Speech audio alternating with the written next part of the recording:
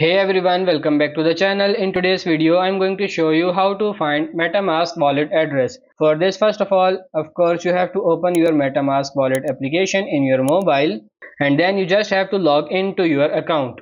And when you are in the application, and then you are going to see this address tab.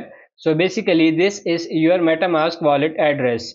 Even if you change your network, this wallet address will remain the same. I will show you the example of it. So as you can see over here that we are currently on Ethereum.